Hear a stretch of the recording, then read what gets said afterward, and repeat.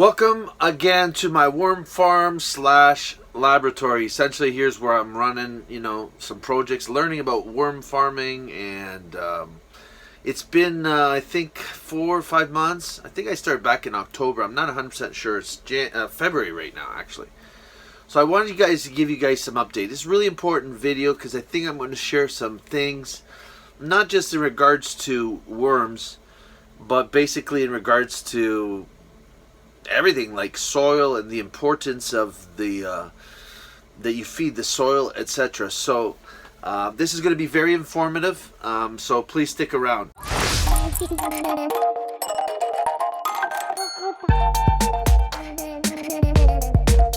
First things first, I wanted to start with this project here that I shared with you guys. You can see it's been used, and basically this was a way for the worms to migrate naturally with light. They would migrate to a lower platform. So did it work? The answer is yes, it actually worked. But am I going to abort that system? And the answer is yes. So let me explain why. There's a simpler method, and it's really very simple, manual. You just need those rubber gloves you sometimes see me wear.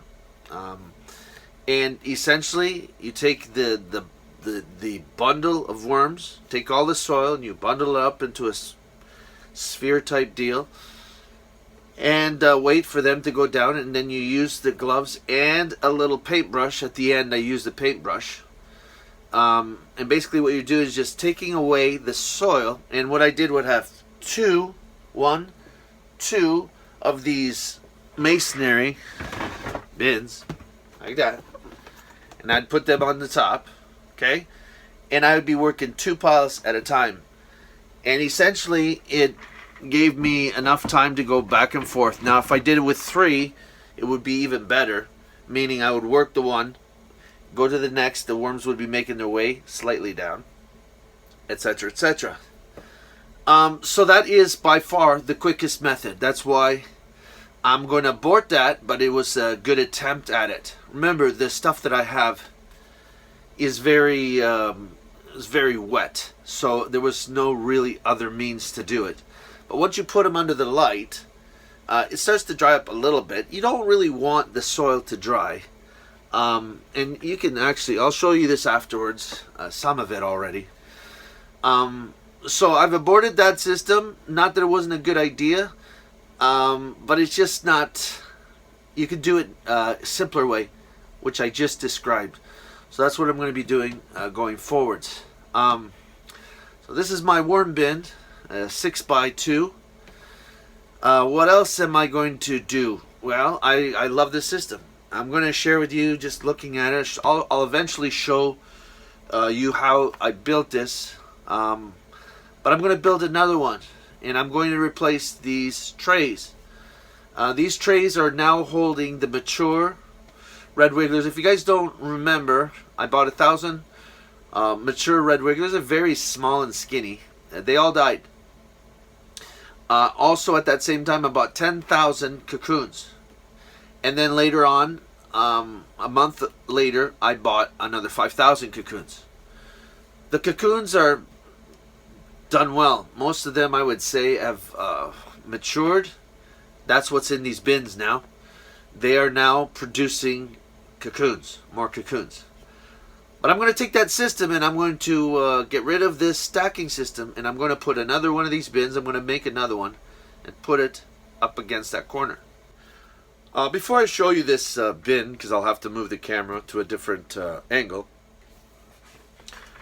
I just wanted to share some things that I've learned, and I'm just going to go right through it because I think most of you are learning to garden, etc., and I don't know much about gardening, but I'm learning about the soil. So the gardening aspect of it, fruit trees, vegetables, that's a secondary aspect.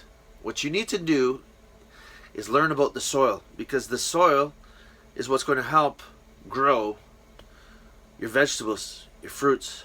Oh, see a fungus gnat flying around here? That's another thing I want to mention. I have not beat them.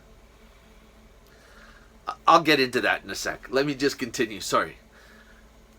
So the soil is what you got to focus on. What is the soil? The soil is living. It's a living organism made up of all kinds of microbiology. And the larger biology is the worms. People think that the worms are eating up all the food. That's not what they're doing. They're eating all the bacteria. So number one, some practical things you got to grasp right off the go. You got to do everything you can to feed the soil. You got to do everything you can to protect the soil, because the soil is a living organism that helps your plants succeed, and vice versa. So number one, don't pull your vegetables at the end of the season. Don't pull them out at the roots. Don't do that. Cut close to the surface of the soil. Leave the roots to decompose in there. You don't want to change up anything. You don't want to till it. You don't want to touch it. Okay, so cut the roots, cut the plant, just at the surface of the earth. Okay? Don't till your soil. So if you guys understand the system that got me involved, essentially, excited about, COVID hit and I wanted to start doing gardening. I started doing research on composting. And then I ran across this thing called Bokashi. It's been very eye-opening, very interesting, and it's just amazing to me because we can actually take all your food waste and convert it into something good. You're not just throwing it out. So originally you'll notice some of my videos, because I'm just basically mimicking what everybody else was saying. I was learning. The method by which I do the compost in my buckets is as simple as you can get. I know there's all kinds of different ways to do it. My method is the simplest. Okay? It doesn't complicate. However, I mentioned to people what they mentioned to me, which is go out and trench an area in your garden and then bury the stuff in your garden. Rule number 2, don't do that. Don't trench anything in your garden. Leave your garden. Let it work.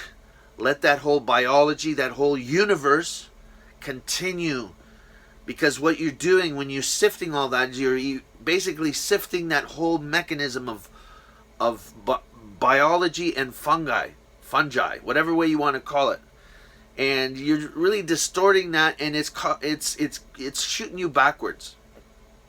So now what I say is, if you want to do the Bokashi system, and you let it ferment for 2 weeks, and then instead of throwing it, making a trench in your backyard, what you want to do is create a compost pile.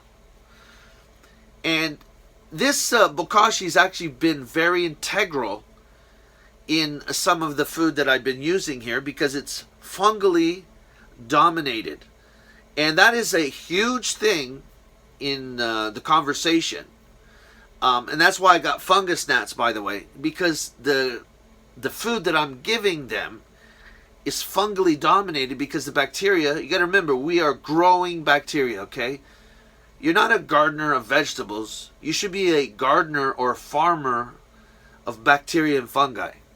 Okay? That's what you are. The byproduct, obviously, like I mentioned, is the fruits and the vegetables and the fruit trees, etc. Okay, so you got to be really good at feeding the earth. Okay? That's why this channel is called Kiss the Dirt. Kiss dirt. You got to start at the dirt, soil level. And you want to stimulate that bacteria, those living organisms, in the dirt.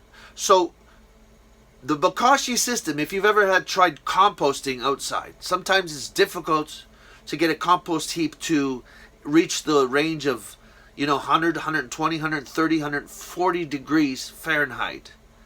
And you need that, because that kind of form of composting, thermophilic, I think it's called, it activates. Basically what you have here is you're taking Bokashi, which has many anaerobic lab bacteria, lactic acid bacteria. Okay, and then you're putting cardboard in the mix. That's what I do. Cardboard, which is a huge waste, and it's easy accessible. And then I take the Bokashi and I mix those together, and I do that in this unit back here, and it reaches those levels. And it doesn't have to be 3 feet tall like people say. You got to have something that's about 3 feet by 3 feet cube. Not necessarily at all. So if you're just going to do the Bokashi and you want to compost, well, you want to take the Bokashi and then you want to mix it with the browns like leaves, cardboard, paper, right? You want to mix that at a 2-to-1 ratio. That's what I'm doing. I might even go 3-1 to test it. So 1 handful of Bokashi, 2 handfuls of cardboard. When you mix that all up, it's going to go hot. And that's what the heat is basically the bacteria are multiplying. And the fungi as well. So that bacteria that you've grown, essentially, so, if you've paid attention to the videos, you start with rice water, and you capture the bacteria. I believe the bacteria comes from the rice, but some say it's in the air. Okay, fine. And then you culture that, grow that bacteria, and then you take that and you add milk, food, to that bacteria, and then you grow more bacteria, and then you take that and then you inoculate rice bran, or I use wheat bran, and then you dry it, meaning you put them to sleep, and now you use that bran on the food waste as you progress. And then what you're doing again is what? Giving it food, which is the residue off your plates.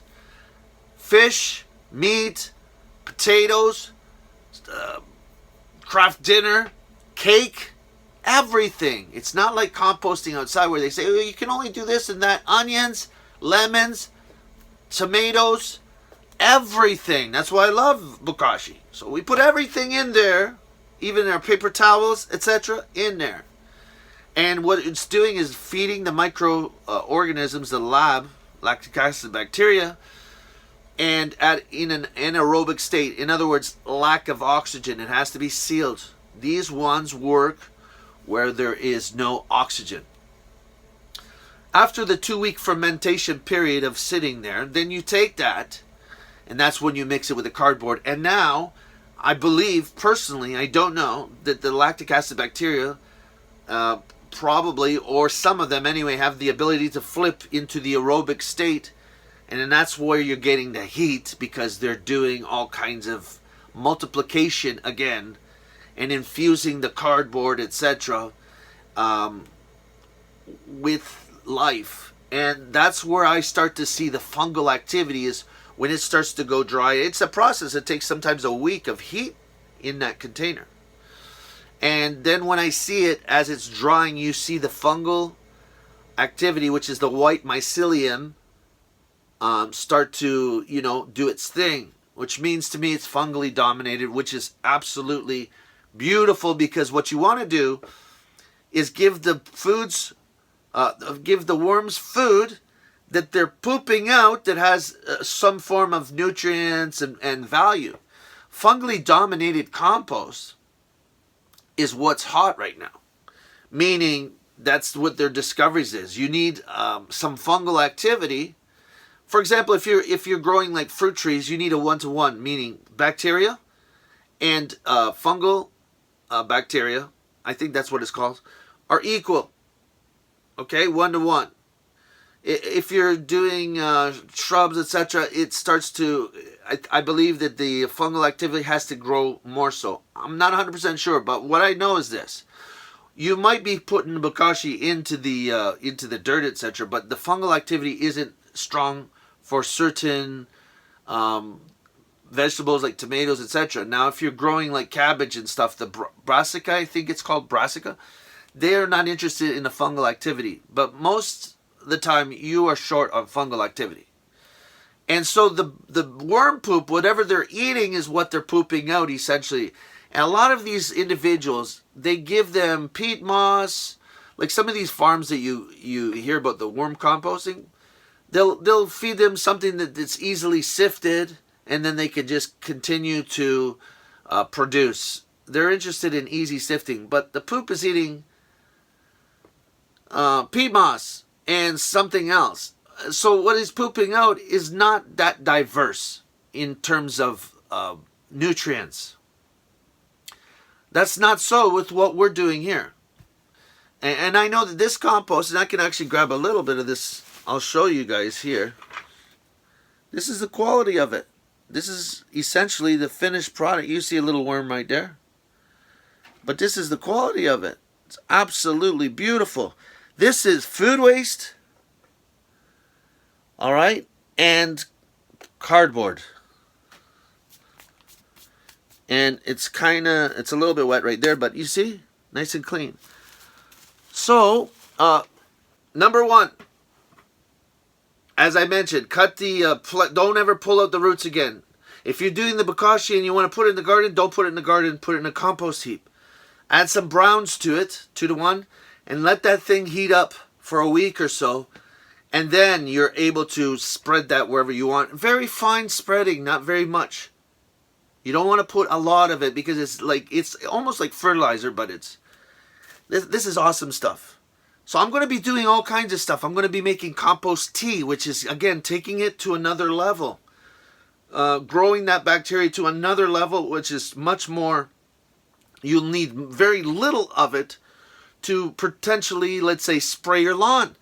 Because where I live, it's not a lot of people growing fruit trees, okay? I mean, what they're interested in, most people are doing lawns. So, I was even thinking to myself, how many ways can we make money with this? If we're to make money, apart from what we're doing in terms of, saving the planet, essentially. If you believe in the climate change and all that stuff, well, you're diverting food waste from going to the landfill, which is a huge problem. I think it's like 30% of the problem, if that's your thing, right? I'm taking the food waste, and I'm taking cardboard waste, and I'm combining those two. And essentially, what I've been giving them, though, is let me just kill some of these things as I see them. Some chicken feed, they call it some chicken feed, so I forget what they call it, chicken crackle or something. Just a light coating of stuff. You don't need to do that, but the worms kind of like that. It's got even more minerals, etc. But again, what the worms are pooping out is awesome. So, the second thing you want to do, okay, practical thing, you never want to see the soil. I've made so many mistakes over my garden.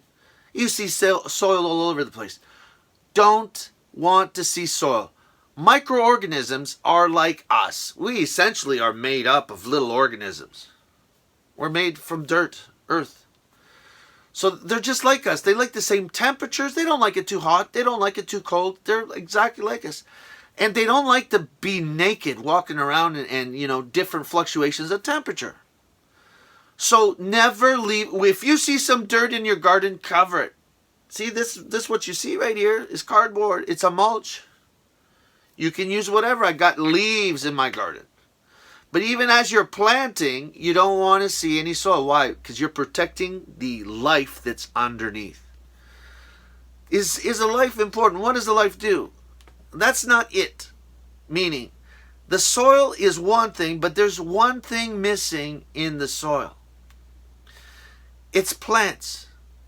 So eventually what I'm going to do here, I think, is I'm going to actually put some plants growing up in here. Why? And I'm getting these gnats. I'm going to talk about the gnats in a sec. The plants are the final event in the process, and it's not the plants actually help the microorganisms. So it's a communication between the two. See, the plants send down roots. We always think that the plants, the roots are going to grab the nutrients and stuff. That's not how it works. See, the plants have communication through the root system with the microorganisms.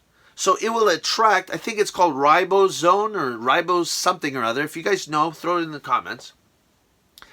But they communicate to the underground living bacteria that's down there, and they will actually call certain ones that will, let's say, produce fungi, or not produce fungi.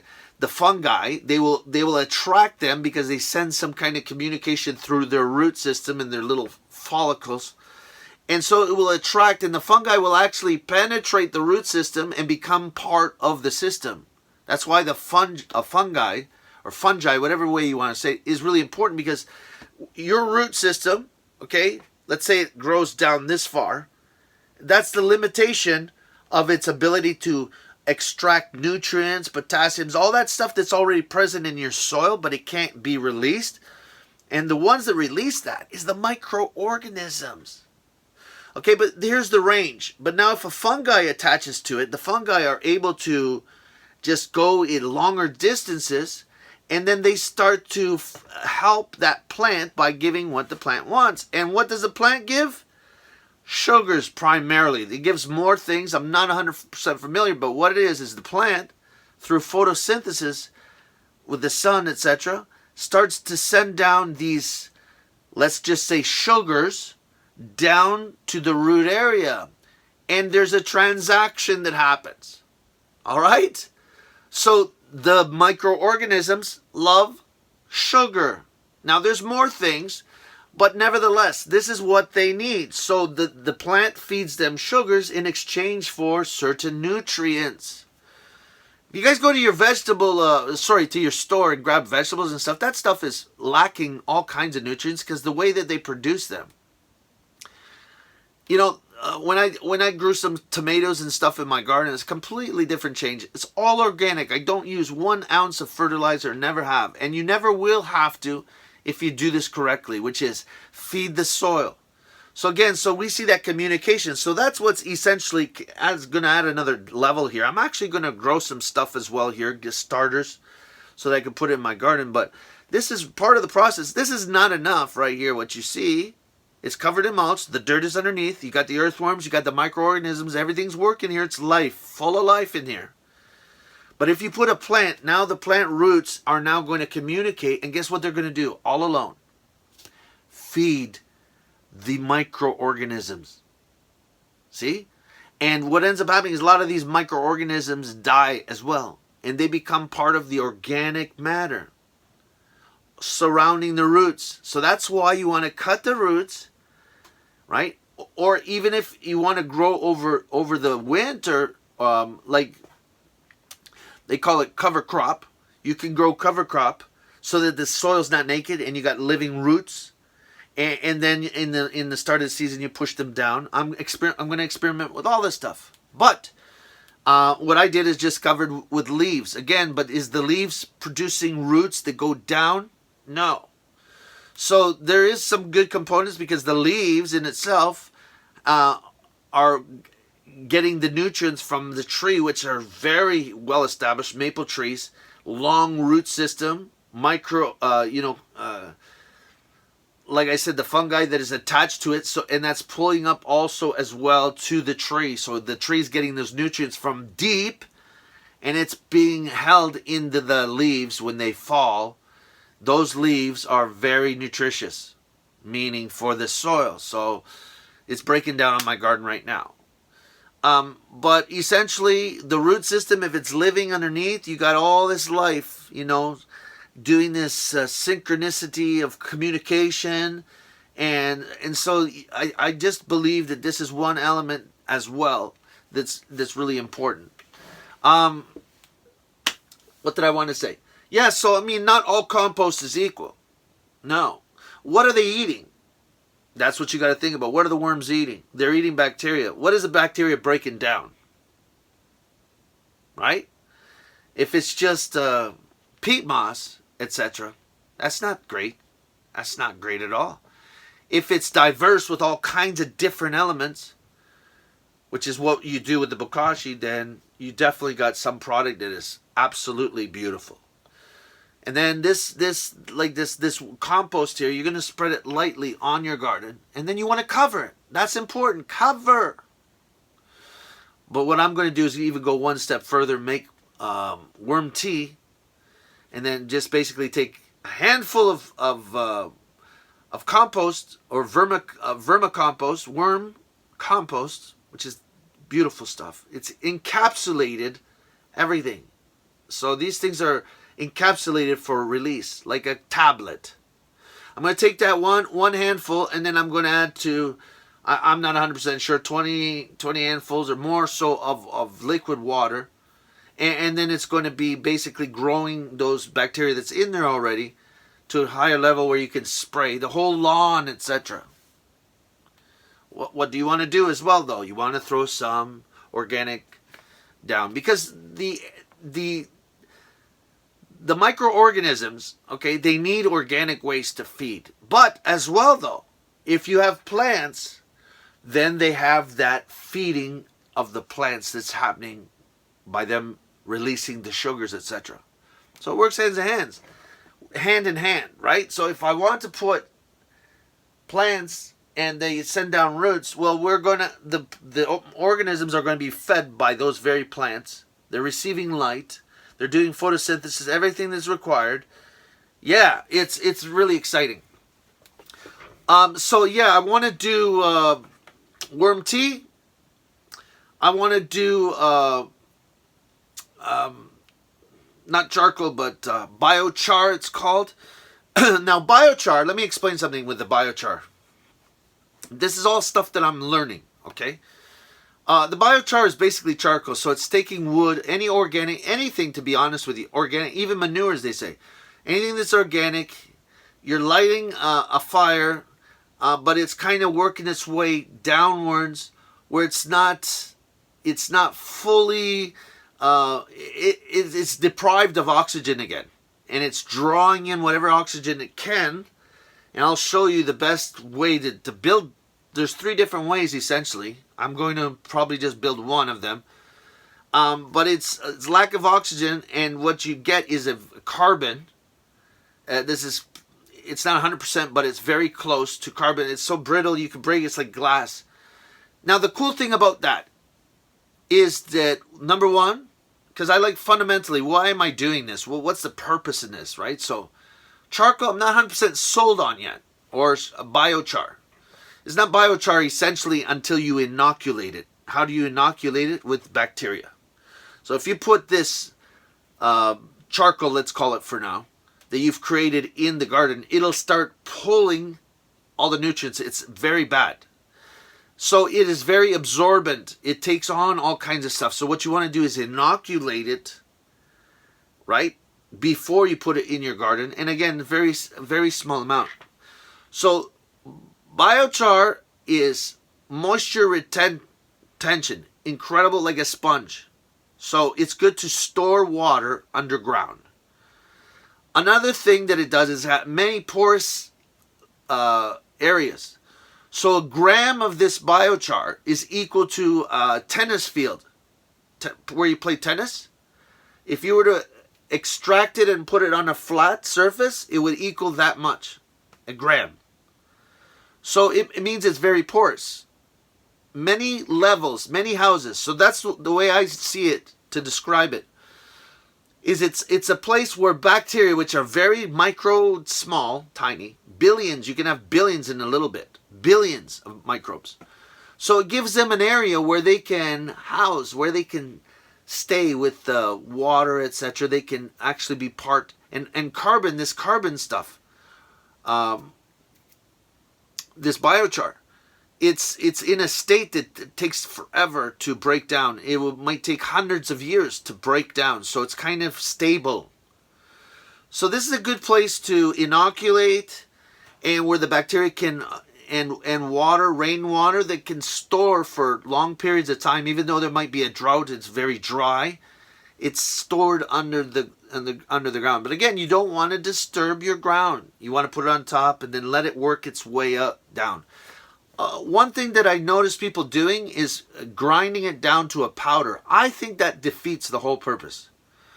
I think you should grind it down to about, like a pebble's worth, pebble-wise, because then it makes more sense to me. Then that stuff it's got volume. So any dirt that's on it, it's maintaining a space in that dirt, and then it's got the ability for water to seep into it and absorb it, and microbes to live within it. When you're grinding it to a powder, you're basically making it lack all those things. So that's my perception on that. That's my view. So let's talk about the gnat situation, yeah? Well, let me just flip the camera so you can see, and then I'll continue with this. All right, guys. So lots of fungus gnats, lots of fungus gnats, lots of fungus gnats. This is something I'm trying new.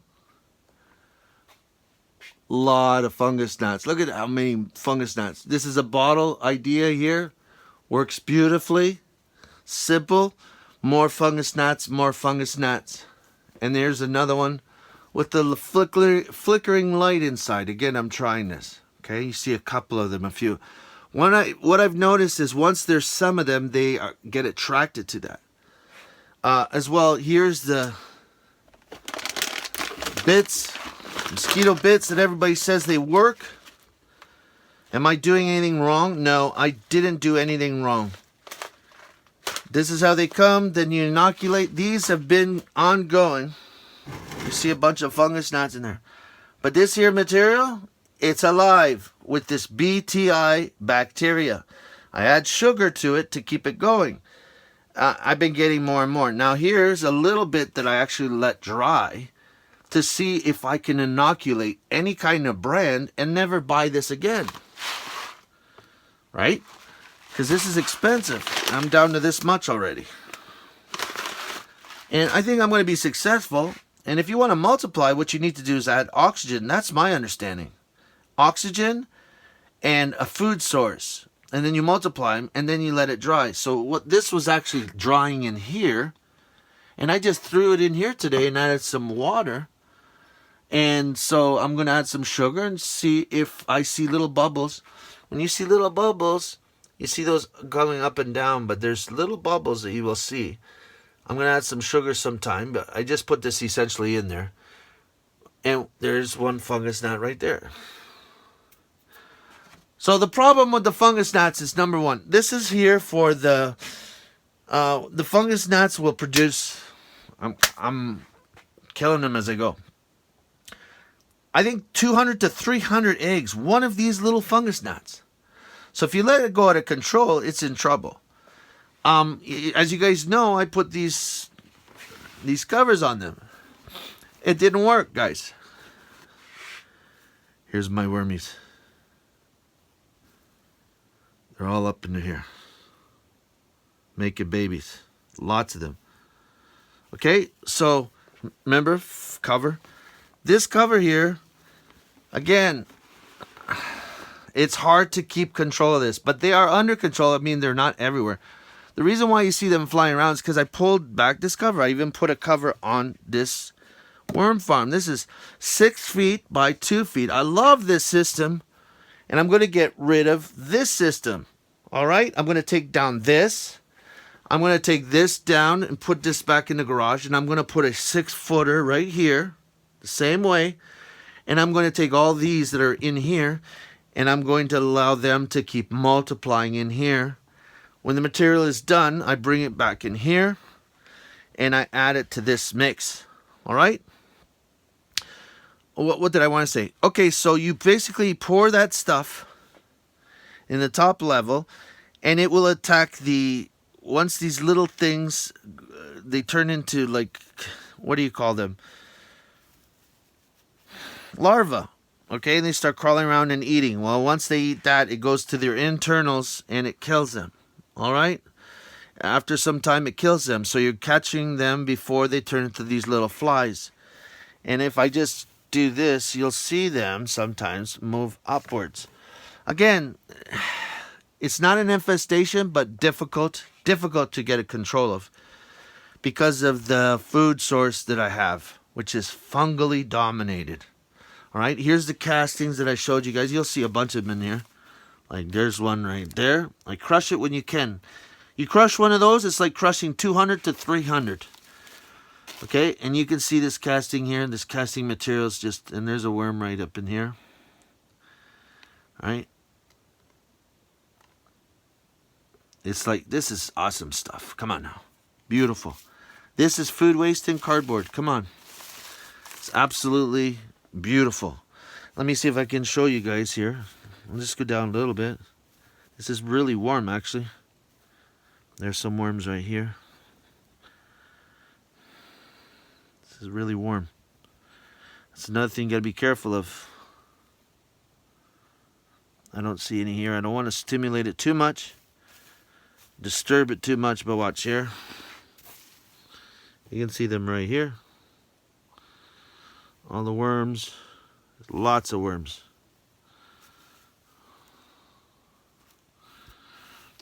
All throughout this bin here.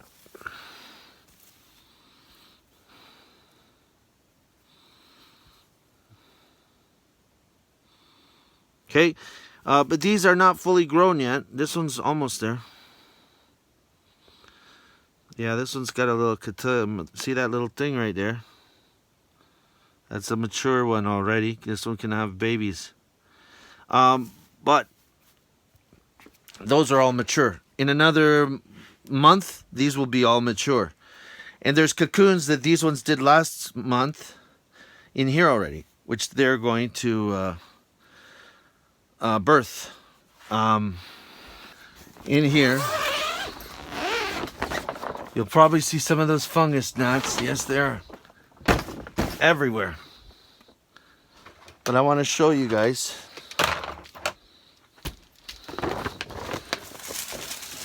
There's a bunch right here. I'll show you guys. This is the food. Look at them all here. Because this is all fungally dominated. Okay, now I got to spray this with some of that BTI. I'm going to close this.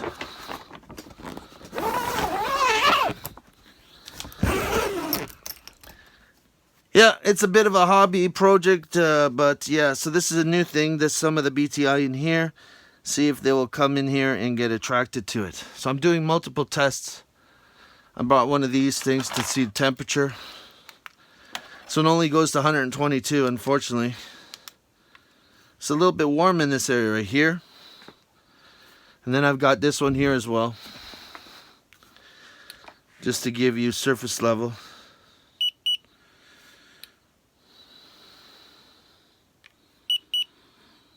.72, 71. This is 81. This will go up into close to 90 degrees Fahrenheit. Another cool thing that I'm getting, I've already got some seeds upstairs, is this carnivorous plants, and they attract, just like the Venus flytrap. I'm going to grow a couple plants, and they're going to attract some of these fungus gnats. Now, when you see these fungus gnats, you want to kill them. So this liquid in the soil every week, you want to put some to kill the pupae or the little, whatever you want to call them. And then the ones that already got wings, etc., that you see flying around, this is what you want to do. And this right here to capture them. You can see this is just a bottle upside down. I just cut it, threw it in there, threw some of that stuff, the fungally dominated stuff. They come in here and they get stuck. Oh, let me tell you what this sticky stuff is, okay? Because this works. If you pay attention, I got red tape, which is incredibly sticky. But they walk all over this. So I've tried everything, okay? This is very incredibly sticky. But they walk all over it. And this here, I've seen them walk, but they get stuck. The bigger ones have more strength. Let me just show you guys what I'm using. It's this right here. This is very sticky stuff. I apply it with a glove. Tree tanglefoot. Okay? I don't even want to open it. It's so sticky. And then you just grab some and I spread it all over a bottle. Very light film. Tree tanglefoot. And that's what I'm using to make essentially anything sticky like this. This has got it on the outside. Alright? And that is absolutely, that's what's on the inside here. That makes them stick. As you can see, it works. You can see it works right here. Millions, not millions, but thousands. So you need to control the fungus gnats when they're birthed like this and flying around. You need to get them at the larva stage. There's 90 degrees Fahrenheit. Okay, and you use BTI for that. All right. Then I'm going to put some plants in here to, again, carnivorous plants that attract them. I'll show you guys afterwards. And will the plants eat all these things up? Because once they get on the plant, it's sticky. Essentially, what this is doing is what the plant's going to be doing, but it's just a living organism. Oh, what else did I want to say? So basically, what you see is what I'm explaining to you. You want to mulch this. This is mulch. This should be your garden outside, mulched. Okay, cover your dirt. You see some of the worms right there? The worms are the higher level organisms. Okay? The worms are the higher level. It's the microorganisms that you cannot see that are symbiotically doing most of the work. And these worms, they're not eating your bananas, your leaves, etc. They're not eating those. They're eating the bacteria. So the bacteria and all these other organisms that you got, which is another thing is spider mites, no issues.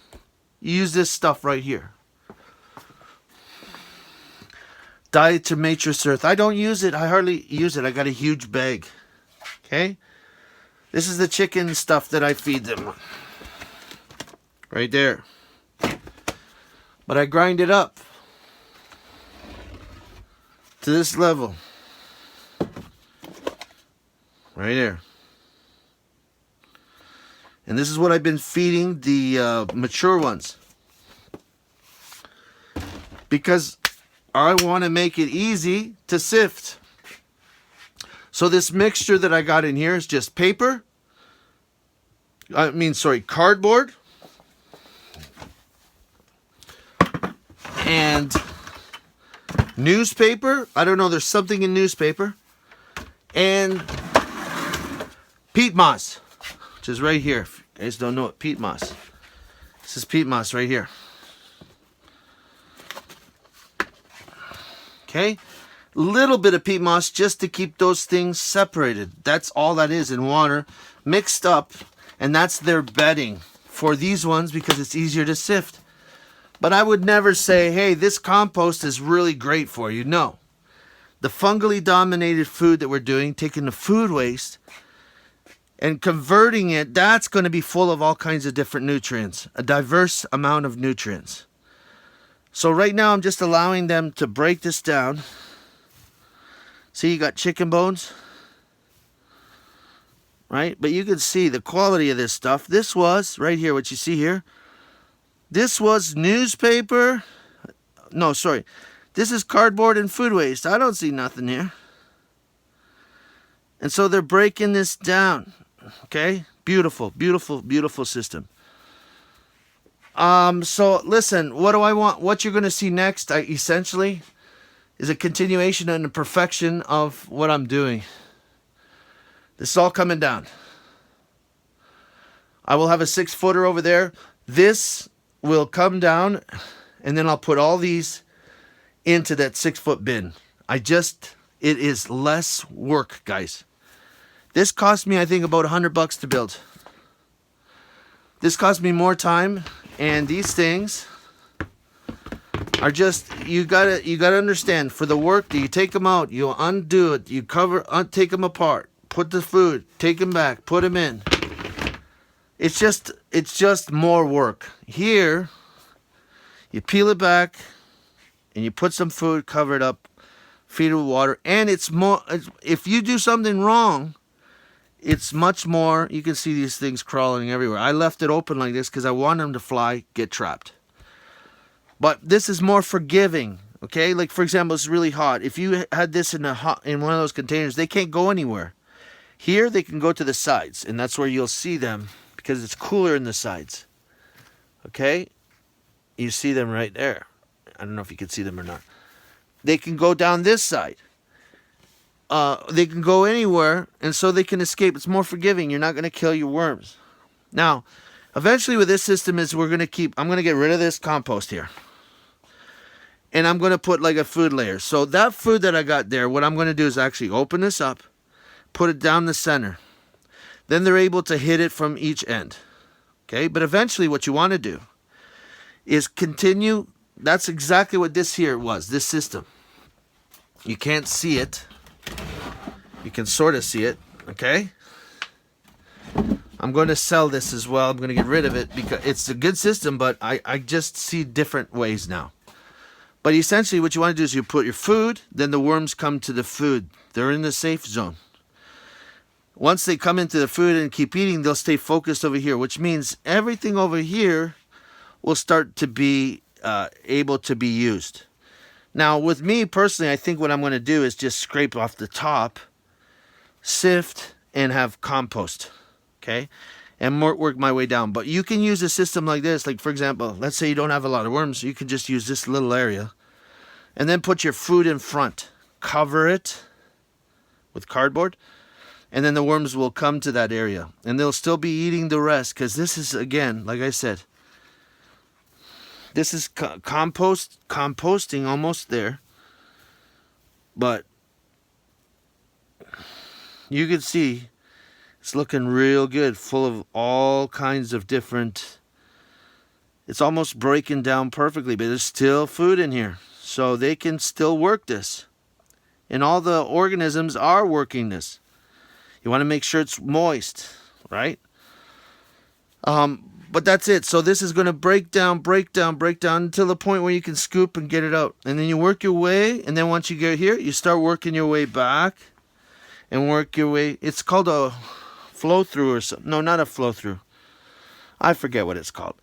Doesn't matter. That's the principle. So now I could add more food here and be safe. Get rid of this. Add more food here. They will come to the food. They will. If the food heats up, it's okay. They'll stay away. Once the food is ready, they'll come to it. Then you're good to go. Most of these worms will come. Migration. Sideways migration it's called. They will migrate sideways. Way better. So I put this sometimes on top, keep them darker. It's not necessary. You can cover with all kinds of stuff like this. I don't like all this stuff because this gets sometimes too wet. And then you get these other things, pot worms, which is okay. But yeah, so you see, this is, I'm going to show you how I did this, but this is just 9 mils poly that you get for drywalling. Before the drywall right here, this 9 mil poly right here, the same stuff. And it's not even stapled or anything. It's just got tape. And easy. It was easy to build. Show it to you like this. So I'm going to put another one here. And I'm going to continue this little worm farm. And then I might even put a third one in here. Depending on how it goes in the summertime. I might get rid of this area because... yeah. I'll just tell you guys. I'll flip the camera and come back and end this. Alright, hopefully you guys enjoyed that, but it's very educational. Let me just adjust this. These little things, they're useless. They really capture the really tiny ones. They're okay if you got pots, but they're going to be useless. So, we're taking food waste free. We're taking cardboards free. We're turning them into a byproduct. Heating them, fungally dominated compost. Putting the worms and microorganisms to work, producing a beautiful compost. So, if you wanted to make some money at this, it won't be very much, but it could be much. Everything I'm learning could be applicable at a grander scale. But essentially what I can do, because the multiplication, essentially I'm now growing a lot of worms. Can I sell worms? Yes, you can sell worms. You can sell the worm compost, especially if it's good compost. I don't have a microscope. Eventually I think I want to get one just to really see what's in this. But I mean, I can tell just based on what I visually see that it's good stuff. But a microscope will give you a more scientific approach to it. So worms, you can sell worms. You can sell the compost of the worms. You can sell compost extract. I don't know exactly what that was. Sorry, humic acid, which is just simply taking compost, pouring water through it, and that there's the humic acid. They sell it on Amazon, humic acid.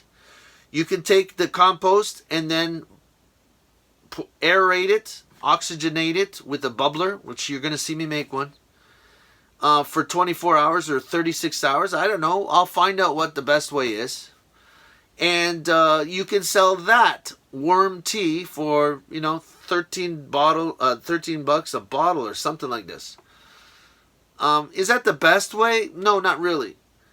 Because to get the most value out of the compost tea, you want to use it within 24 to 48 hours, which again opens up another potential profit. In other words, you could offer live compost tea, explain the difference between the bottle. It's kind of, there's as it progresses, loses life considerably, and you're trying to put life in a bottle. So you could sell it that I'm brewing a compost tea, and I'm taking orders for the next 24 or 48 hours, and then you could just pour it into these bottles fresh and sell it fresh. And you're going to make money with using it.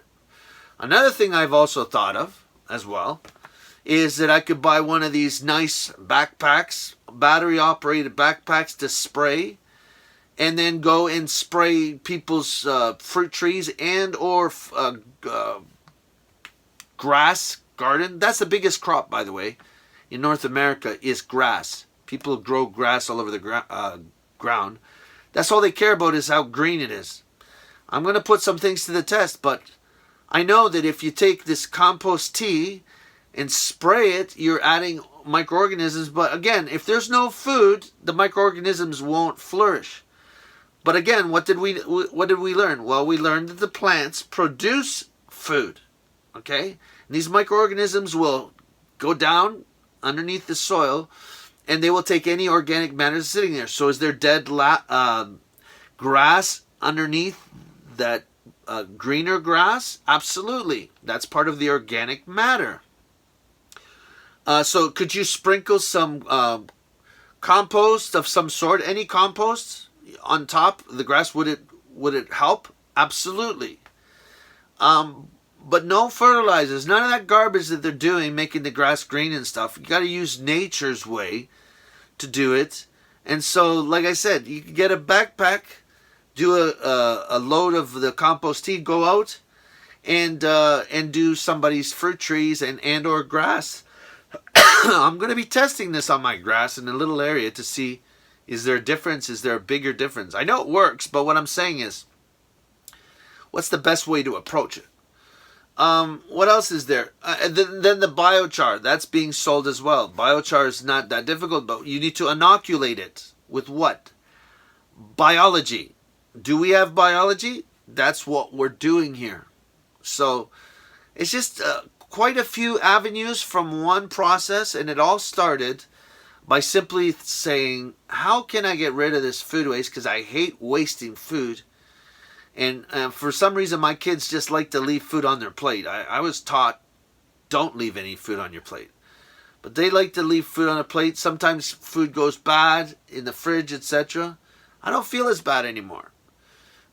Because it goes into the Bokashi system. The Bokashi system then goes into the fermenting system. Goes into the high heat composting system. All biology, growing biology.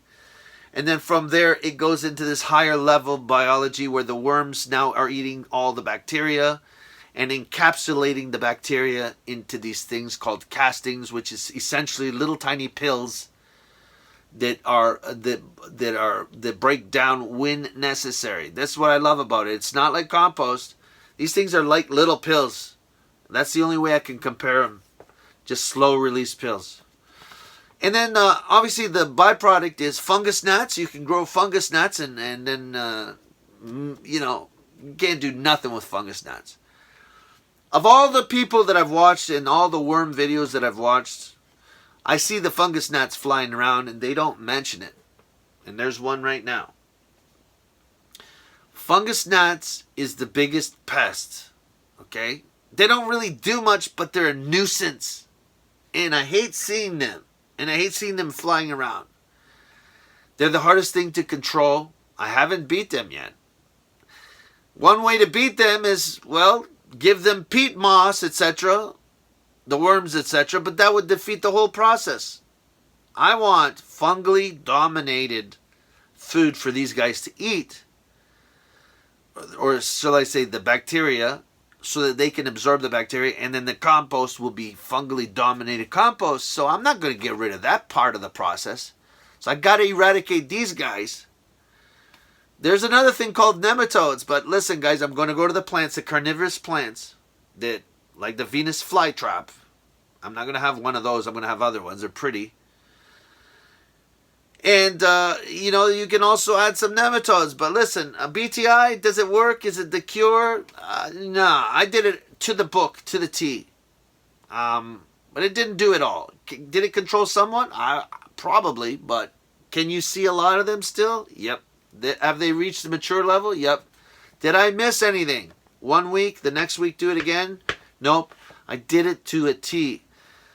But again, the problem is you miss one of these things, which you will, and they will turn out into 300.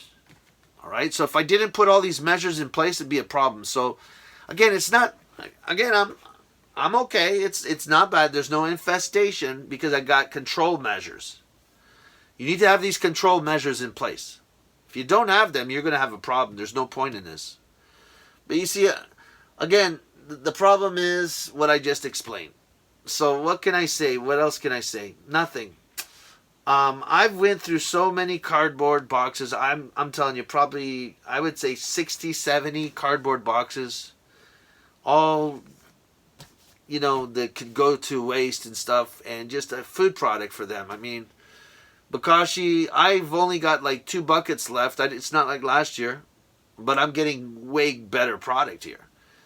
Where I just threw it in the garden, I will never do that again. So just take those notes, please, and apply them. Don't pull out at the end of the season, don't pull out your stuff and pull out the roots. Don't do that. Leave everything as it is. Keep adding organic matter on top, very little at a time, because you're trying to feed the microorganisms that are underneath. And you want to cover with mulch to protect them. They like it nice. They don't like it hot. They don't like it cold. It also keeps the moisture in the ground, in the soil. So that's why I'm saying I'm not 100% sold on biochar. But I just explained to you a couple things that it does, which is retain moisture, have a house, think of a house for this biology to live in, except don't make it into powder. That makes no sense. Small little sections like this, dime-sized, break it down into that level, and I think it makes more sense to me because you've just created a place where they can live or can still maintain themselves and break down anything that's flowing in, etc. I don't know. I'm just sharing what I've learned. I hope this video was informative. Click the subscribe button, the like button, etc. We're doing it for real here. We're learning as we go, and I'm sharing the best way to do this, okay? Do not, I repeat, do not put worms directly into Bokashi. Don't do it. Put it through a process of thermophilic, I think it's called thermophilic, composting heat, because what you're doing is you're creating all this activity, more biology. You just added more food. More bacteria equals more food for your worms. They'll eat that up. They're not eating your bananas. They're eating all the bacteria that's on your bananas. That's their food. So the more bacteria you have, the more food you're giving them, the bigger they get, the stronger they get. And then that soil, that extra byproduct, which is the composting, is absolutely rich. And when a seed, that's another thing. Seeds you should let soak in some kind of biology, not just put them in dry like I do. I don't know nothing about gardening, but again, it makes sense. If the seed is being soaked with biology, it's got a better chance. And when it comes and comes out a plant, starts coming as a plant, you've got strong support system of life, and that life, the good bacteria, combats any potential bad bacteria that might come in there. Bad bacteria and weak plants is because the soil is not living. It's prone to disease because you didn't do the first job, which is feed your soil. Okay, take care of your soil. Everything else is a byproduct. Till the next one. Take care. Bye bye.